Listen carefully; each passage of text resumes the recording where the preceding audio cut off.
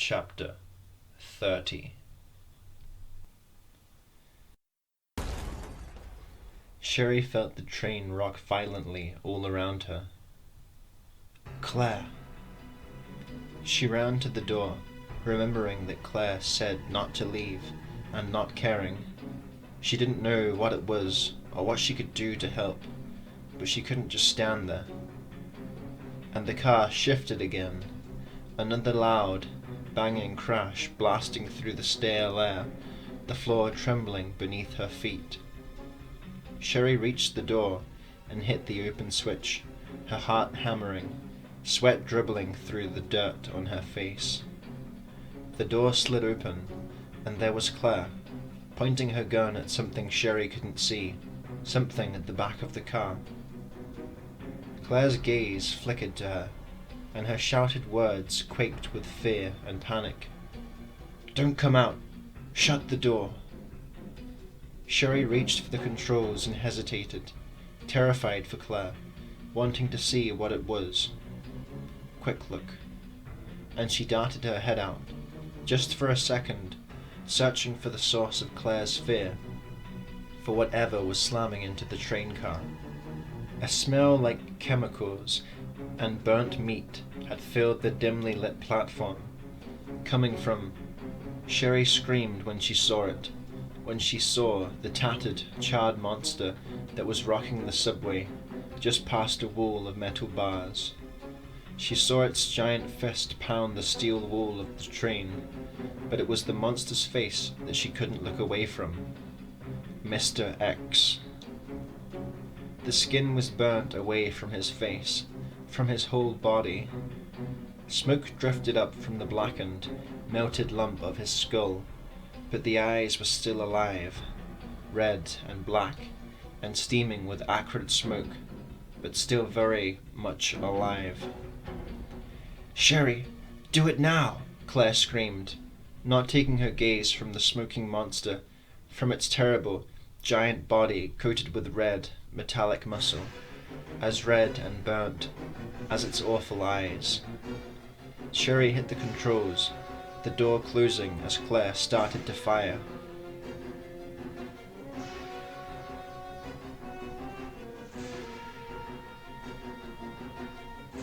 The elevator did go down, though not as Leon had expected, and not nearly as fast as he needed it to go. The wide platform slipped down an angled tunnel, like a slide, neon gridwork on black walls humming past.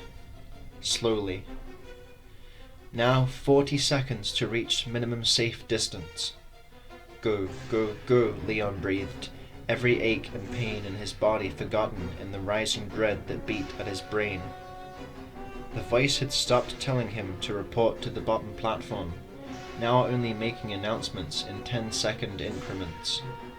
As much as he loathed the repeated instructions, it was much worse not hearing them. The silences between the statements were telling him not to bother trying. To make it this far and then die because of a slow elevator. He couldn't accept that. He'd been through too much. The car crash, Claire, the running and the monsters, and Ada and a Birkin. He had to make it, or it was all for nothing. There didn't seem to be a real floor beneath the descending platform, or he would have tried it on foot, but the lift seemed to be lowering by grooves cut into either side of the darkness, by some mechanism that he couldn't begin to guess at. 20 seconds to reach. Leon started to shake, the tension running through his muscles, tightening them, making it hard to breathe. What was safe distance? When that cool, inhuman voice reached zero, how long before the explosion? Full throttle, she said, full throttle. The train would have to be fast, and he had 10 seconds left to get to it, as the strange elevator continued its smooth, unhurried trek down into the dark.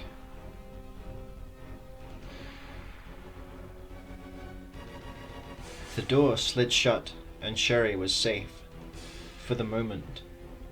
Claire's thoughts had kicked into overdrive, spinning through her limited options in a flash. can't let him knock it off the tracks. She knew she couldn't hope to injure the creature, but she might be able to distract it long enough for them to get away.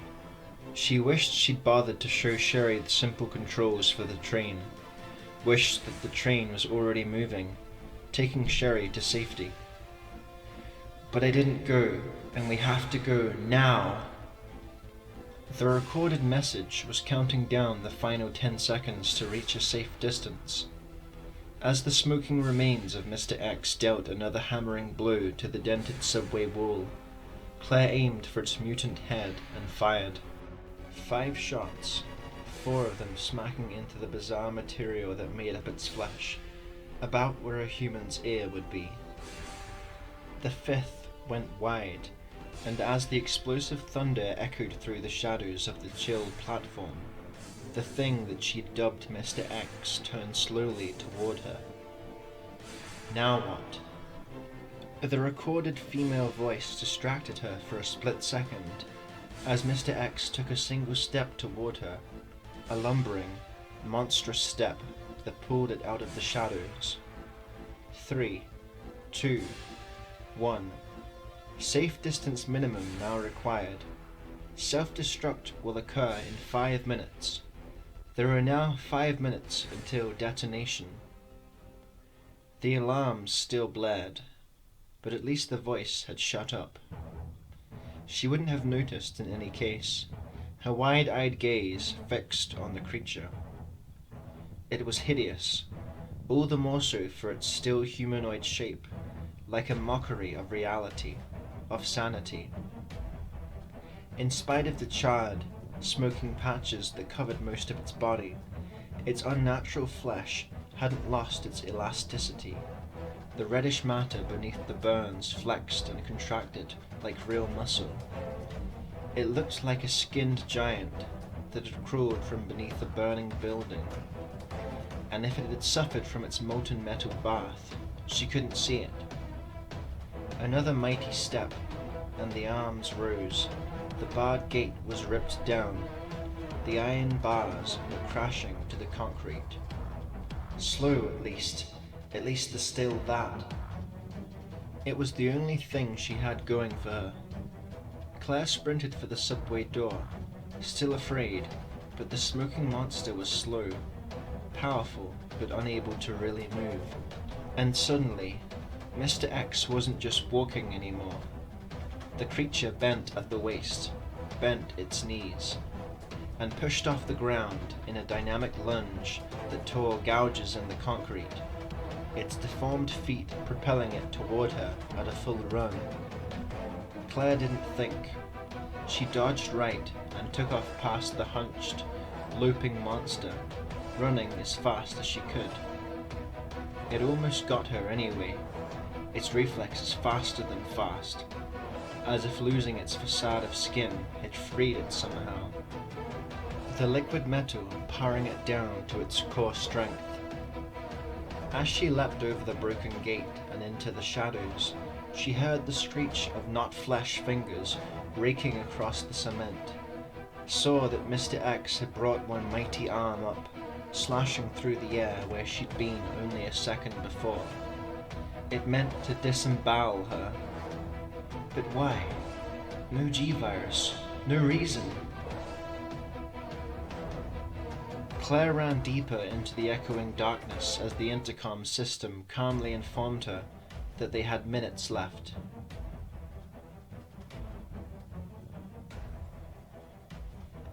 There are now 4 minutes until detonation. Shit, shit, shit! Just when he thought he might have a stroke from the frustration, the elevator had finally stopped. Leon jerked at the handle to a thick metal door, tensing himself to run, and the door opened into one wall of a passage, a sterile concrete corridor lit by flickering overhead bars, and there were no signs telling him which way to go. Left or right? The few seconds that he hesitated could cost him his life, if he still had any chance at all.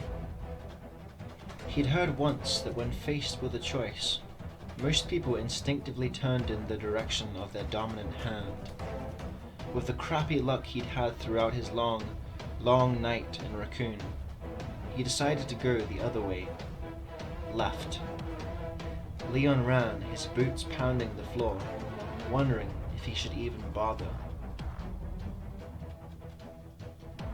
Not far past the broken gate, Claire saw a walkway that crossed over the train, the stairs hidden by deep shadow, and she heard the pounding of Mr. X behind as it started after her, each running step a violent slap of mutant flesh against cement. The terror drove her on, her feet hardly touching the ground, not caring if she ran head-on into a wall in the deepening dark. Maybe that would be best. It was tremendously powerful. It was fast. It was impossible to kill. She didn't stand a chance if it caught her. And the steps were getting louder, faster. She heard the ripping scrape of its clawed fingers ploughing up concrete. She had maybe a second before that hand tore into her, and she dodged right again, throwing herself into a well of darkness just past the stairs. Mr. X flew past, a mammoth, hulking blur, and she actually felt the wind from his moving hand whisper against her leg as she hit the cold floor. Sharp pain shot up her arm, her elbow cracking hard against the cement. She ignored it, jumping to her feet, searching for the monster in the dark. Can it see? Does it see me? Her hand found an angled wall to the right, cement against her back and on the left. She was in the space beneath the stairs, and she had no idea where the impossibly silent X was. The shadows wouldn't help her if it could see in the dark. She ran her hands over the walls, found a switch, and punched it.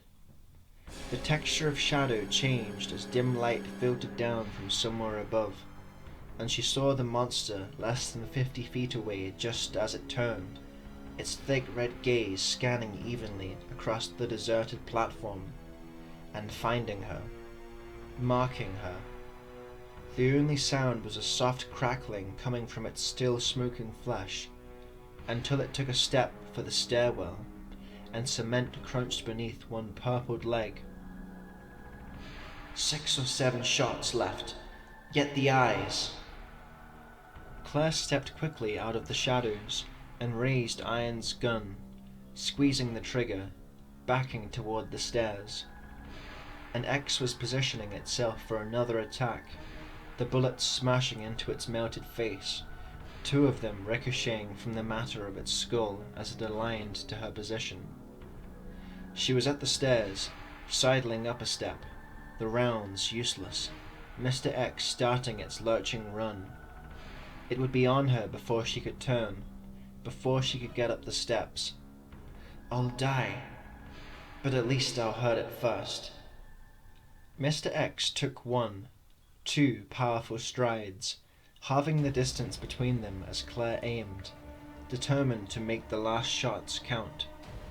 She would die, and her only regret was for Sherry, her only wish that she would be able to incapacitate the Nightmare X before it killed her. She fired, and the monster's left eye exploded, a burst of inky fluid splattering its wretched, inhuman face. Yes! Mr. X veered to its right, not stopping, but not coming straight at her anymore. It would still hit the base of the stairs. Too close. She had to try for the other eye, and she had about 2 seconds left. Claire aimed, found her mark, and... click. There were no bullets left, and the monster was slamming into the base of the steps, the smell of roasted meat washing over her as it raised its giant hand up, and its giant, terrible body was all she could see. Claire rolled down the concrete stairs, hunching herself into a ball, and screamed as Mr. X's ragged, clawed fingers raked across her left thigh, and a distant voice told her that they had 3 minutes left.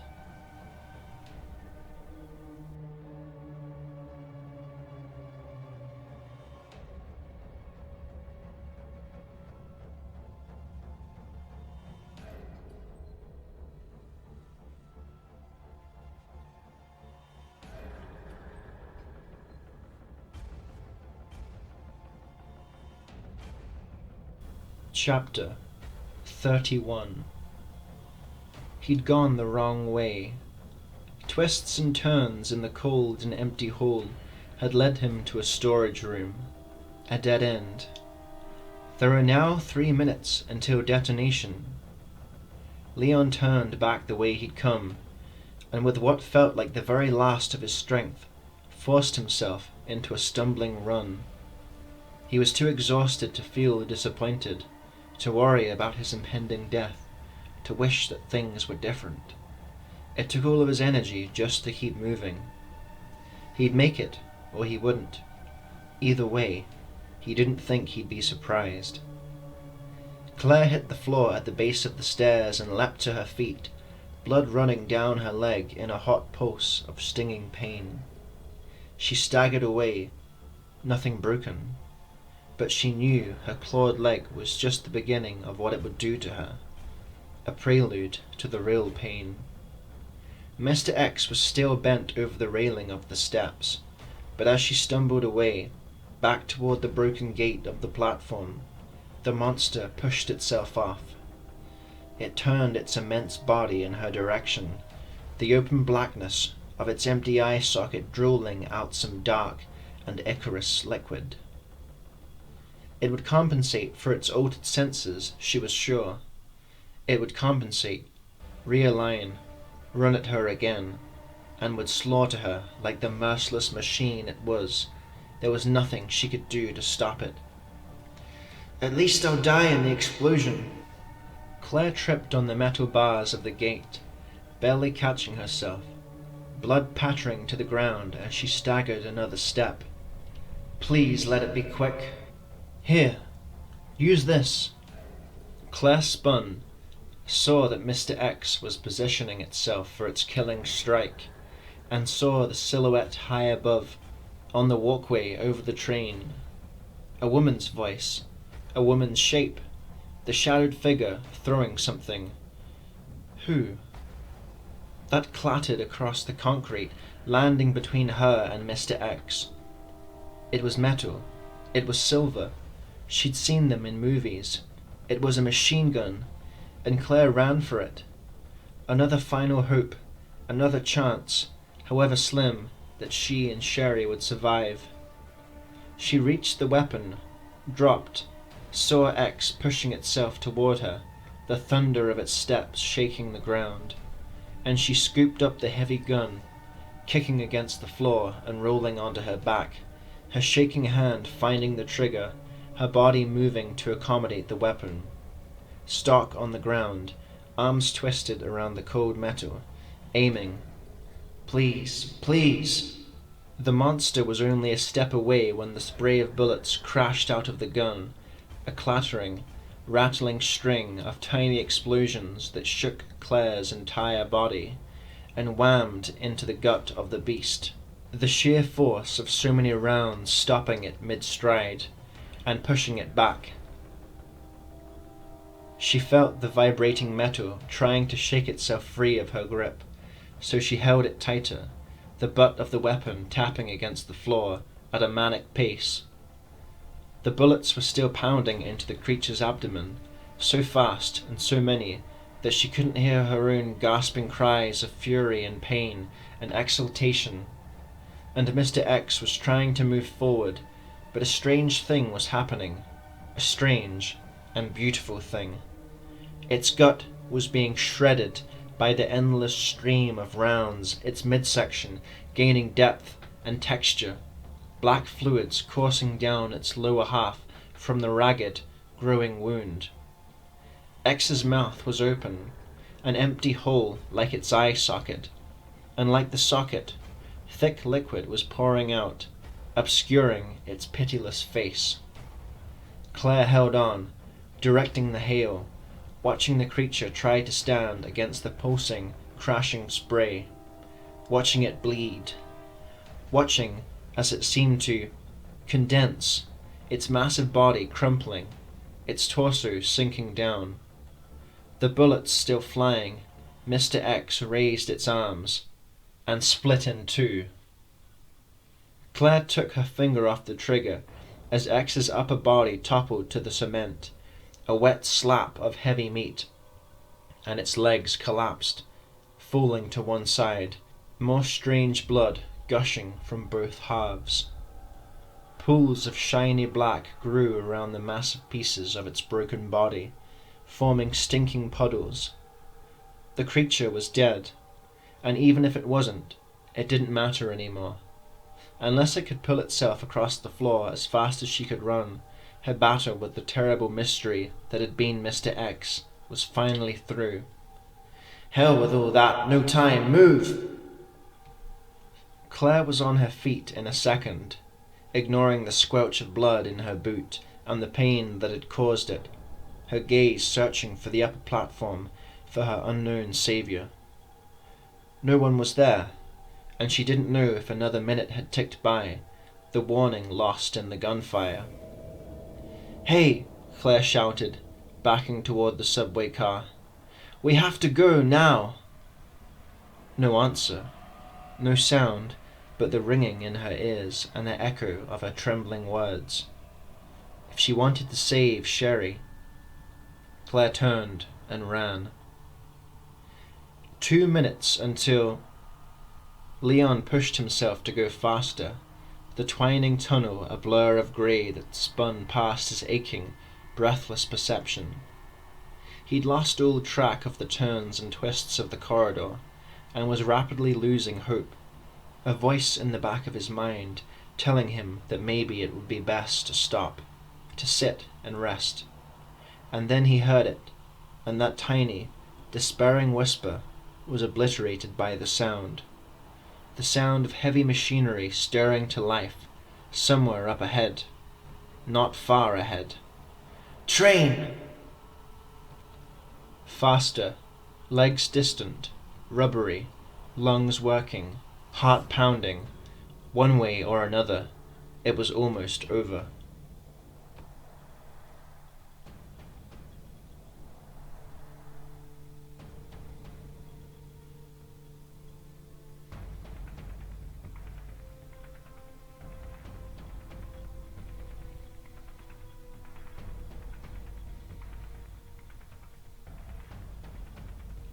Chapter 32.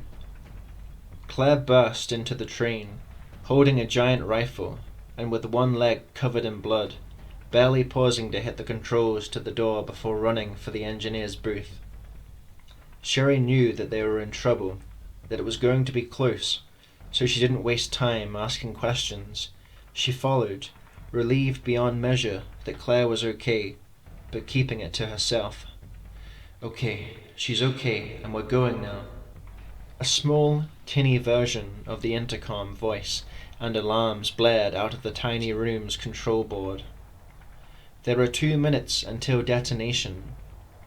Claire had dropped the oddly shaped rifle and was hitting buttons, throwing switches, her attention fixed on the console. A giant mechanical hum suddenly enveloped them, a growing, whining rumble that made Claire grit her teeth. Sherry couldn't tell if it was a smile, but she smiled as she felt the train lurch and start to move, taking them away from the platform. Claire turned, saw Sherry standing behind her, and tried to smile.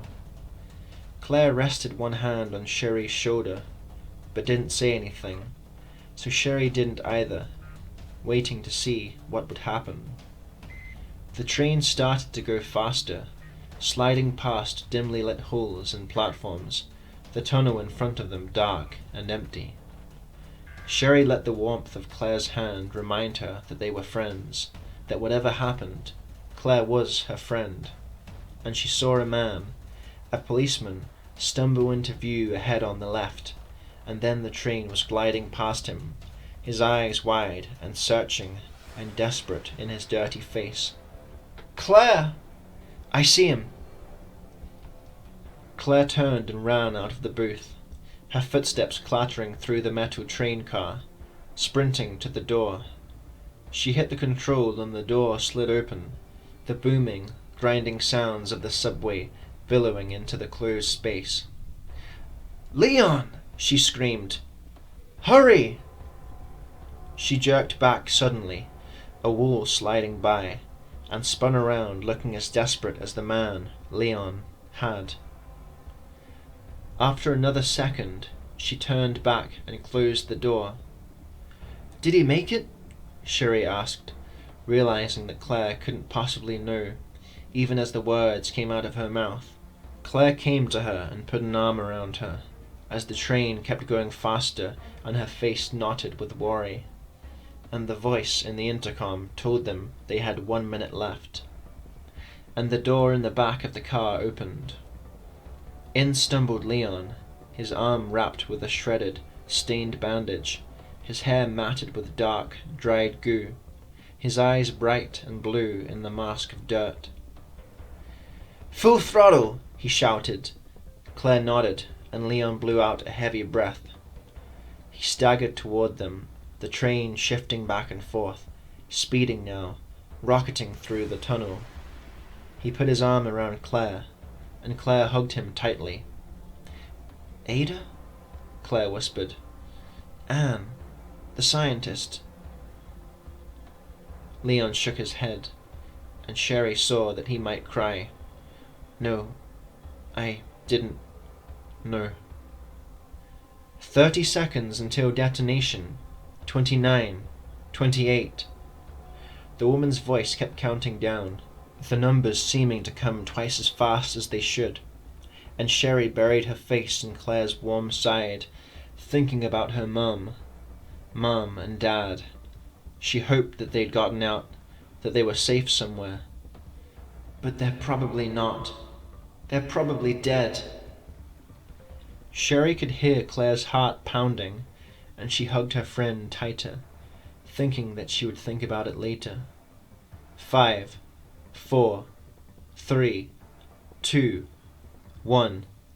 Sequence complete. Detonation. For a second, there was no sound at all. The alarms had finally stopped, and the clattering movement of the racing train was all there was to hear. And then there was an explosion, a muffled sound, a shump sound that kept going, growing, becoming huge. Sherry closed her eyes and the train rocked suddenly, horribly, and they were all thrown to the metal floor as bright, burning light flickered through the window, as the sounds of a car crash blasted all around them, heavy thumps raining over the roof. And the train kept going. It kept going, and the light went away, and they weren't dead. The blinding flash dissipated, faded, and Leon felt the tension leaking out of his body. He rolled onto his side and saw Claire sitting up, reaching for the hand of the young girl next to her. "Okay?" Claire asked the girl, and the child nodded. Both of them turned to him, their faces expressing what he felt: shock, exhaustion, disbelief, hope. "Leon Kennedy, this is Sherry Birkin," Claire said, saying the words carefully, the slightest accent on Birkin. He got the message even without the intensity of her gaze, nodding his understanding before smiling at the girl. "Sherry, this is Leon," Claire continued. "I met him when I had just gotten to Raccoon." Claire returned his smile, a weary, too adult smile that seemed out of place. She was too young to smile like that. One more rotten deed to lay at Umbrella's door. Innocence stolen from a child. For a few seconds, they just sat there on the floor, staring at one another, smiles fading all around. Leon hardly dared to hope that it was really over, that they were leaving the terror behind. Again, he saw his feelings mirrored in front of him, in Sherry's worried brow and Claire's tired grey eyes. And when they heard the distant squeal of metal coming from somewhere at the back of the train, he didn't see any surprise. A rending, tearing screech, followed by a heavy, somehow stealthy thump, and then nothing. "Should have known it isn't over." "Zombie?" Sherry whispered, the word almost lost in the gently clattering sound of the speeding train. "I don't know, sweetie," Claire said softly, and for the first time Leon noticed that her left leg was ripped to shit, blood oozing from several ragged scratches. He'd been too amazed at their narrow escape, to see it before. "How about I go take a look?" Leon said, taking his cue from Claire, keeping his voice mild and even, no point in scaring Sherry any worse. He stood up, nodding toward Claire's leg. "Sherry, why didn't you stay here with Claire? Keep an eye on that leg. I'll see if I can find some bandages while I'm checking things out. Don't let her move, okay?" Sherry nodded, her small face intent with purpose that again was too old for her years. "Got it. I'll be back in a minute," he said, and turned toward the back of the swaying train, praying that it was nothing at all, and knowing better, as he reached for the Remington and went to see. Leon opened the door, the sounds of the rolling train amplified for a second before it closed behind him. Claire couldn't see him enter the next car from her position on the floor, and wished she'd been in shape to go with him. If there was something else on the train, Sherry wasn't safe. None of them were. "Don't think like that. It's nothing. It's over." Like it was over with Mr. X? "What should I do?" Sherry asked, pulling Claire away from the disheartening thoughts. "Direct pressure, right?" Claire nodded. "Yeah, except we're both pretty grimy, and I think it's starting to clot. Let's see if Leon comes back with something clean." She trailed off, her thoughts going back to Mr. X. There was something nagging at her, but she was a little dizzy from the blood she'd lost. G-virus. It wanted the G-virus before. Why had Mr. X come to the subway platform? Why had it been trying to get inside the train, unless... Claire struggled to get up, fighting her swimming head and the throbbing pain in her leg. "Hey, don't move," Sherry said, a look of deep distress in her eyes. "Leon said to stay still." She might have been able to overcome her physical problems, but seeing Sherry on the edge of panic was too much. If there was some G-virus creature on board, if that was why Mr. X had come, Leon would have to face it alone. She couldn't leave Sherry. If Leon didn't come back, she'd have to figure out how to detach their train car, or stop the train, so they could get off before the creature could get to them. Claire shut the thoughts off, forcing a smile for Sherry. "Yes, ma'am. I just wanted to make sure he got through the second car." She could see the relief sweep across Sherry's face. "Oh, well, forget it. I'm taking care of you now, and I say you stay still." Claire nodded absently, hoping that she was wrong, hoping that Leon would be back any second. The thunder of the Remington was loud and clear. Sherry grabbed her hand as two more shots blasted the hope from Claire's fuzzy mind as the train sped through the dark. The second car was clear, the same wide-open space that Leon had entered the train by. All dusty steel and not much else. Whoever had designed the escape vehicle had obviously figured the Umbrella employees would have to be packed in like sardines. Just us three, though, and our stowaway. There was nothing to see, but Leon moved slowly nonetheless, carefully scanning the shadowy corners and steeling himself for whatever it was in the last car. Whatever it was, it couldn't be as bad as the thing that had jumped him in the cargo room, the Birkin thing, if that was what it was. The thought that the creature had anything at all to do with Claire's young friend was deeply unsettling, even obscene. A monster and a madwoman, both destroyed, both parents of the little girl. He reached the back of the dim and rocking train car and peered through the door, pushing all other thoughts aside as he tried to make out anything at all in the last car. Darkness, and nothing else. Hell!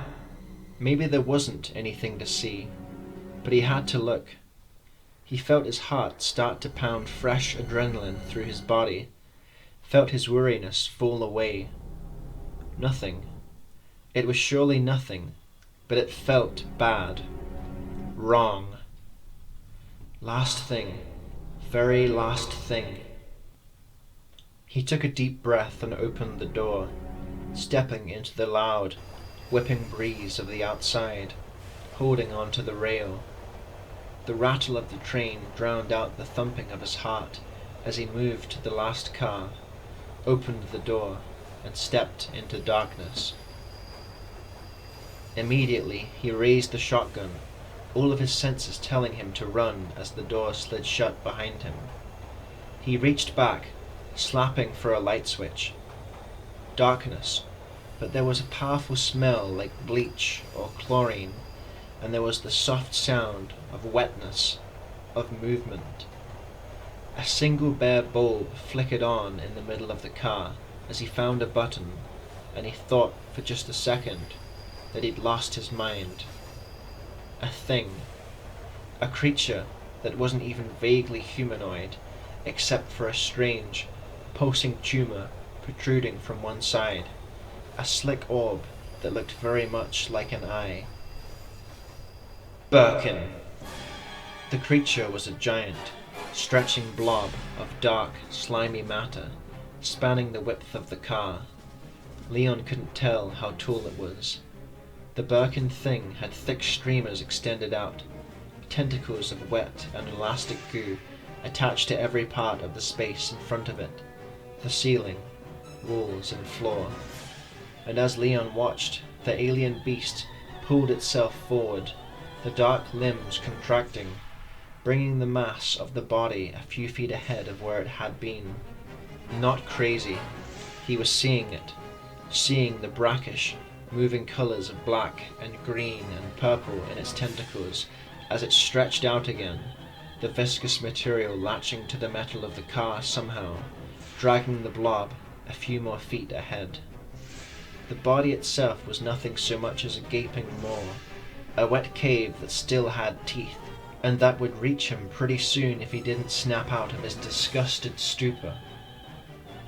Leon aimed into the giant hole of a mouth and pulled the trigger, pumping in another round, firing, pumping, firing, and then the shotgun was empty, and the giant, semi-liquid thing was still moving steadily forward. He didn't know how to kill it, didn't know if the rounds had even damaged it. His mind raced for an answer, for a solution that would end the terrible life of the G-Virus monster. He could detach the last car, fire through the pins and chains that held it together, if he could find the locking mechanism. And it would still be alive, still living and changing in the blackness of the tunnel, becoming something new. The stretching elastic of its nebulous form inched forward, and Leon reached back for the door control. He'd have to try unhooking the cars. There was no other choice. Unless... He hesitated, then unholstered his magnum and pointed it at the impossible mass, at the strange tumour that peered out of a slit in its rubber flesh, the eye that had been in every form that Birkin had taken. Careful aim, and... the effect was immediate and total, the heavy round piercing the roomy sphere, and a hissing, screaming whine or whistle pouring out of the toothed maw, like nothing on earth, like the howl of something mechanical and insane. The tendrils of unformed matter shrank inward, turning black, shriveling, and the thing imploded, pulling in on itself, withering into a streaming black mass less than a quarter of its original size. Like a deflated beach ball, the gelid blob wrinkled and shrank, collapsing into a flattening thickness, drooling itself into a wide puddle of bubbling slime. "Suck on that," Leon said softly, the last bubbles popping, the pool a dead and inanimate thing. He watched it for a few moments, thinking about nothing at all, and finally turned to join the others, to tell them it was over. First day on the job, he thought. I want a raise, Leon said, to no one at all, and couldn't help the grin that broke across his face, a tired, sunny grin that faded quickly. But for the few seconds he wore it, Leon felt better than he had in a very long time. Leon was back and had found a jumpsuit that he tore into pieces and used to bind up Claire's leg. All he had said was that they were safe now, although Sherry had seen him and Claire exchange a look, one of those "we shouldn't talk about it right now" looks. Sherry was too tired to take offense. She snuggled into Claire's arms, Claire stroking her hair, the three of them not talking. There was nothing to say, or at least not for a little while. They were alive, on a train thundering through the dark, and from somewhere not far ahead, a soft light came filtering in, coming through the window in the control booth, and Claire thought it looked very much like morning.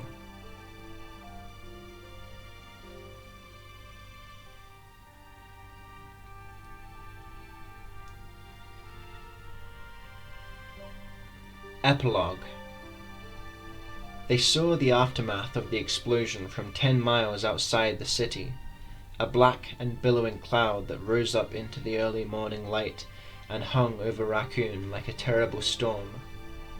Or a bad dream, Rebecca thought, a recurring one. Umbrella. She didn't say it aloud, because it wasn't necessary.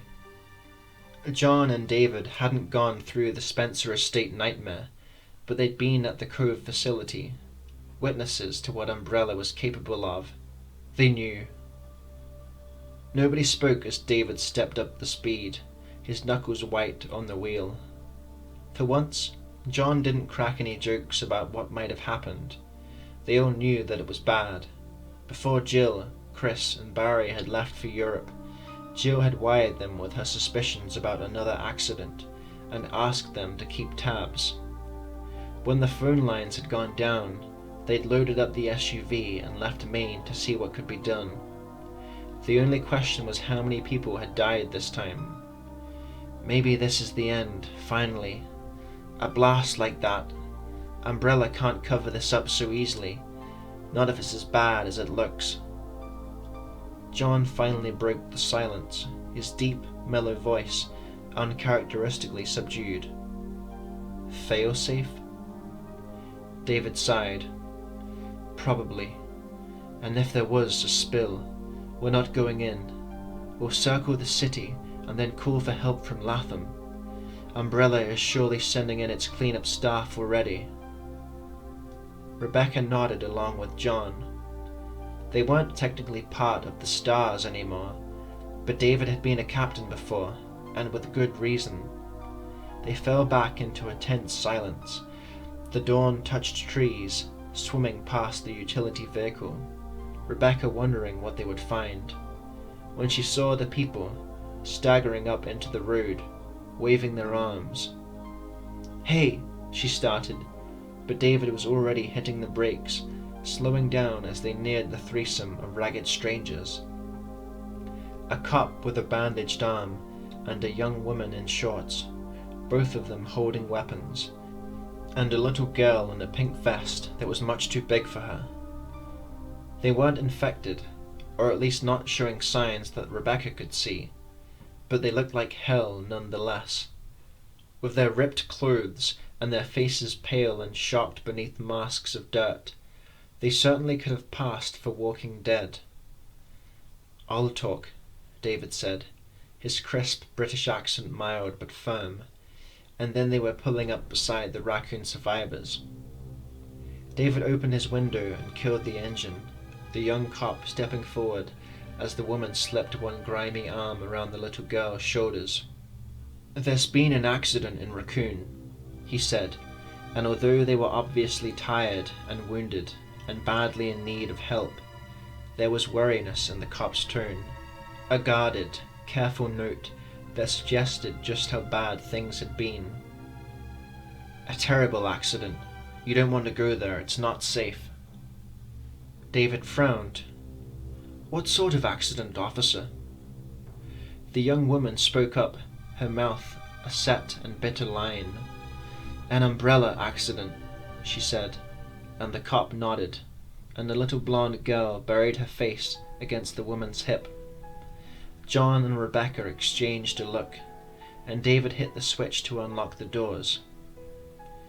Really? Those tend to be the worst kind, he said gently.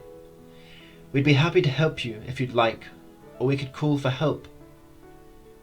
It was a question. The cop glanced back at the woman, then met David's gaze for several long beats. He must have seen something in David's face that he felt he could trust. He nodded slowly, then motioned for the woman and girl to come forward. Thanks, he said, the exhaustion finally coming through.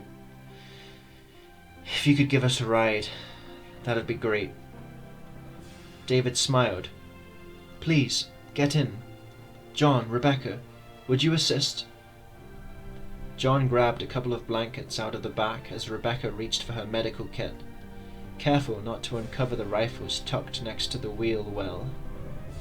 An umbrella accident. Rebecca wondered if they knew how lucky they were to have survived it, but another look into those three exhausted, shell-shocked faces told her that they probably did. They started talking even before David turned the vehicle around, and in a very short time they discovered that they had a lot in common, as the child fell asleep and they drove back the way they'd come, leaving the burning city behind. About the author. S.D. Perry is the author of several tie-in novels to popular series such as Aliens, Alien vs. Predator, Star Trek, and Star Trek Deep Space Nine. Perry also wrote the movie novelizations for Time Cop and Virus.